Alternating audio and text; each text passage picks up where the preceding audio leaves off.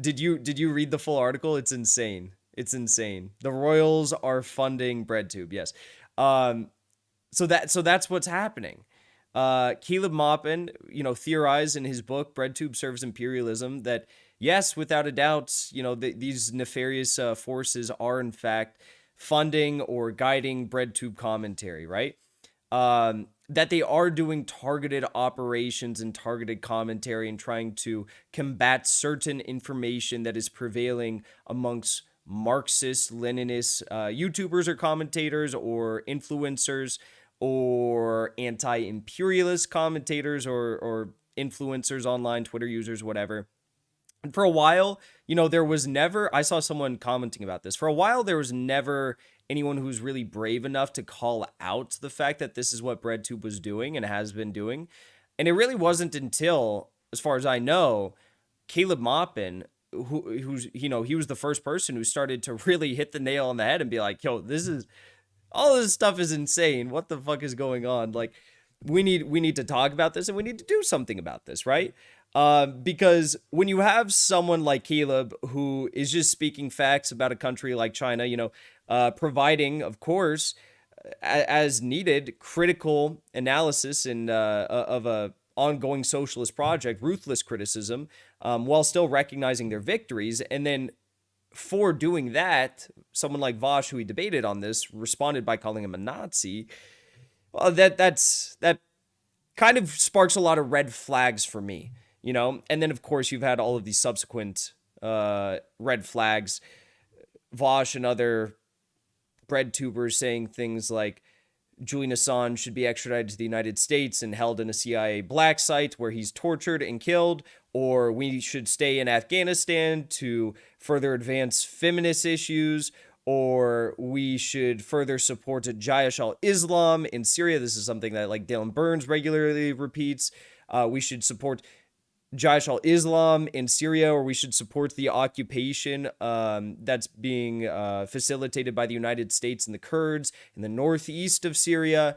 You get the idea. We should lead a Western coup against Vladimir Putin of Russia to install a more like favorable, leader in the country to Western interests. These are all the things that they say, and they don't fall out of line with what the CIA and the State Department would want. So let's just say it's at best a little bit sus. It's a little bit sus, right? Well, it just so happens that today, as I was in the grocery store with my dad, I received a message about an interesting article that proves everything that Caleb Maupin had to say.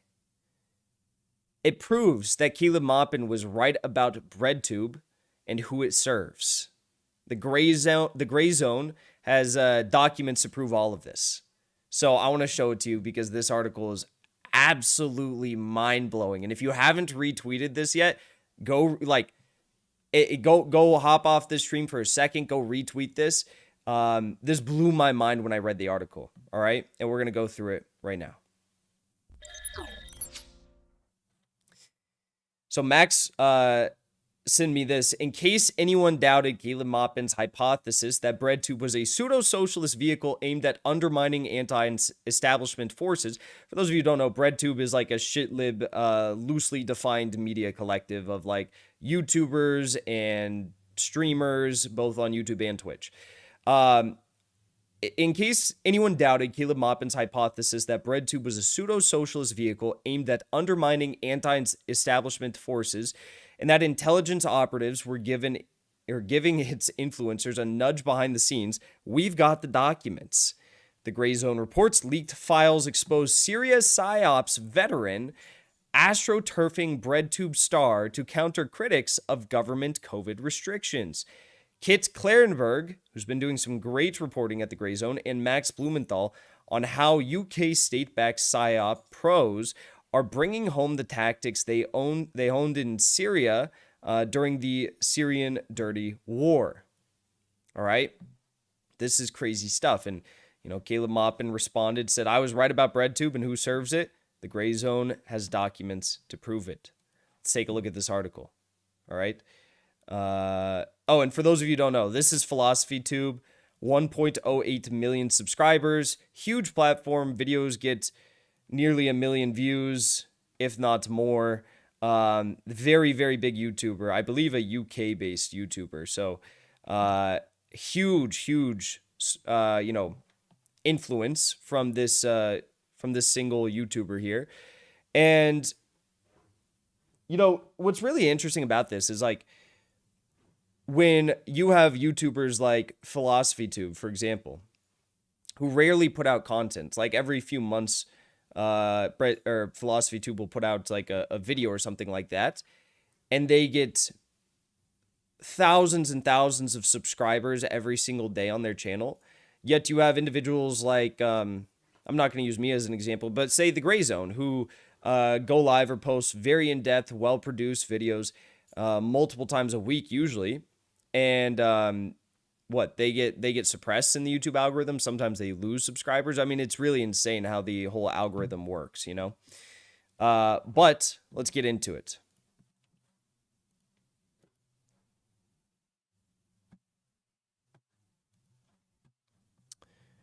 So this is the article right here. Valent Projects is one of the main characters in this article, and BreadTube, of course, and Abigail Thorne. So those are some of the main people you need to be aware of. Mainstream radlibs are CIA? No effing way, bro. Pleading face. Yeah.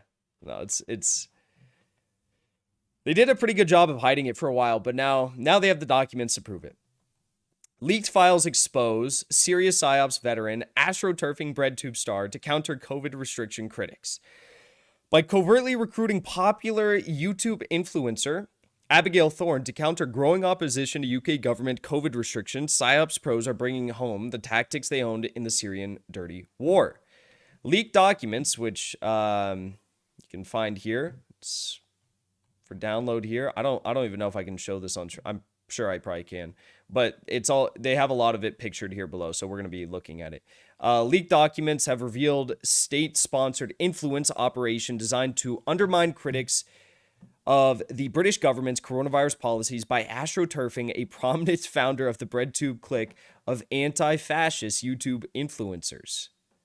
This project aims to conduct psychological profiling on British citizens dissenting against policies such as mandatory vaccination and lockdowns, then leverage the data to establish a YouTube channel that portrays these critics as dangerous super spreaders of disinformation. So it should really come as no surprise to any of us that YouTube CEO Susan Wojcicki, whatever her name is, she came out just a few months ago and said, like, yeah, of course, we suppress,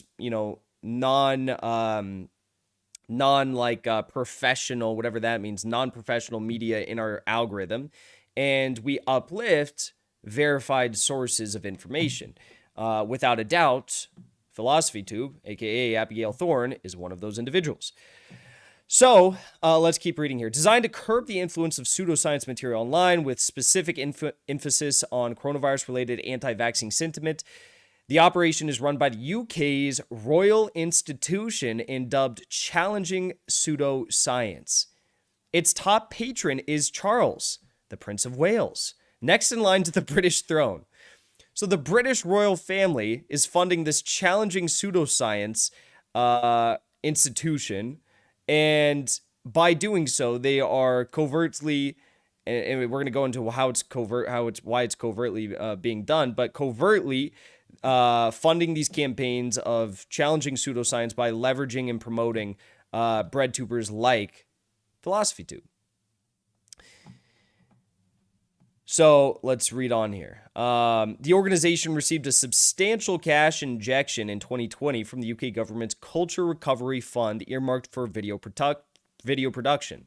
Leaked files obtained by the Grayzone indicate that the Royal Institution has enlisted the services of Valent Projects. All right, remember that name, Valent Projects, a social change communications firm founded by a public relations operative previously involved in the UK Foreign Office's campaign for violent regime change in Syria.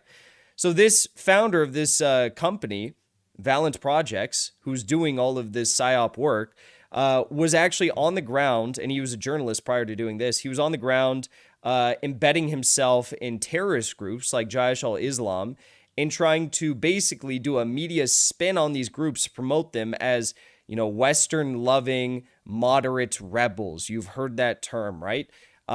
He is one of the guys who helped coin that whole narrative that these Jaish al-Islam, al-Nusra, al-Qaeda affiliated groups are actually good and they actually serve Western interests, or they do serve Western interests, but they actually serve, he made the argument that they serve the interests of the Syrian people in his work. Valent has also been sponsored by the U.S. Agency for International Development. So Valent, this group that is working in tandem with Abigail Thorne, is funded not only by the UK Foreign Office, but also by U.S. aid, which we all know what U.S. aid does all around the world. They fund the interests of the U.S. State Department and of the CIA to infiltrate and meddle in sovereign elections, governments, medias, unions, etc. There's ample documentation of this. It is a real thing. And these happen to be the people who are leading this effort, happen to be the same individuals who were leading a very similar effort in Syria on behalf of the White Helmets in Jaish al-Islam. Okay? So Max goes on to talk here a little bit about why they chose to work with Abigail Thorne. Of course, they chose to work with her because she's one of the biggest, YouTubers in the BreadTube sphere. 7,000 Patreon supporters. She's established these very, very tight-knit parasocial relations with her supporters. She has over 1 million subscribers, and he says, while top BreadTubers are best known for employing memes and theatrical ploys to counter right-wing narratives, they have also dedicated intense energy to attacking the anti-imperialist left as tankies engaged in a secret red-brown alliance. You guys heard that one before? It's almost like we regularly have bot accounts that come in here and say that exact thing. In his book, BreadTube Serves Imperialism, Caleb Maupin likened BreadTube to the counter gangs deployed by British and U.S. intelligence to infiltrate and dismantle insurgent forces from Kenya to Southeast Asia. BreadTube speaks in the name of left-wing sounding ideals. In reality, it is likely serving one section of the American ruling elite and intelligence agencies, Maupin wrote. The covert relationship between BreadTube's Abigail Thorne, Valent Projects, and the Royal Institute appears to validate Maupin's thesis. So, let's take a look at exactly what's going on here, because when I started to read exactly what they talk about, Vosh here, other prominent BreadTubers that are likely, also Sean, the UK, I think he's a UK-based YouTuber that did that Jimmy Dore video. All of the signs are there, right? And now we have the evidence to prove it. Let's see here. This was interesting. Thorne's April 2021 dismantling of the politics of right-wing culture warrior Jordan Peterson has racked up almost 2 million views and was sponsored by CuriosityStream, a U.S. media streaming service. The video opens with a black screen disclosing the support provided by the company and claiming Thorne would donate her fee to the feminist campaign group Sisters Uncut. The video is also emblazoned with YouTube's paid promotion logo. Yet, no such disclaimer referring to support from the royal institution can be found on any of her other uploads. And that may be because the COVID campaign was intended to be covert. Such a shame that these documents were leaked, foiling their plan. So let's read a little bit about this, what the exact campaign by Valent Projects was. The challenging pseudoscience operation designed for Thorne was launched in February 2021 by liberal science journalist Angela Saini, the author of several popular titles and a forthcoming book on the origins of patriarchy. She is also part of the Lancet COVID-19 Commission's task force on global health diplomacy. The commission's chief, Peter Daszak, a zoologist who serves as president of the US-based NGO known as Eco Health Alliance, just so happened to be one of those guys who was, forced to resign in June over conflict of interest issues. He was one of those dudes who was, in the years leading up to the outbreak of COVID-19, working extensively on bat coronaviruses and gain-of-function research at the Wuhan Institute of Virology. His organization received tens of millions in funding from the Pentagon's Defense Threat Reduction Agency, a division countering weapons of mass destruction in improvised networks, threat networks. And listen to this. This stuff is crazy as well. The files indicate, released, that the Royal Institution enlisted the services of Valent Projects, a communications firm working with clients in the UK and all over the world to counter disinformation and strengthen the bonds between people. Valent was founded by Emil Khan, a former Reuters and BBC reporter who officially left journalism to help the good cause, or to help good causes navigate the new information landscape. So we're going to learn more about Khan here in a second, right? He was one of the guys that was on the ground in Syria, embedding himself in these terrorist groups. Finn, thank you for the super chat. Maupin once again proved correct. 100%. 100%. Radical Leftist Agenda, shout out. Thank you for the raid. Everyone go follow Radical Leftist Agenda on Twitch. Hope you're doing well. We're just reading about the vindication of Caleb Maupin via the Grayzone's new report on leaked documents which show that the British Foreign Office was working in tandem with, and the Royal Institute was working in tandem with Valent Projects to fund a covert information campaign with popular BreadTuber Abigail Thorne of PhilosophyTube. But Vosh told me CIA influence is awesome. Why would he say such things?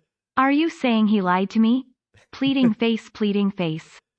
God, I just love how much the Grayzone, like Max Blumenthal and Kit Klarenberg and Caleb Maupin, just their mere existence just like causes people like Vosh and Abigail Thorne's, like, you know, brains to fucking implode. Their mere existence.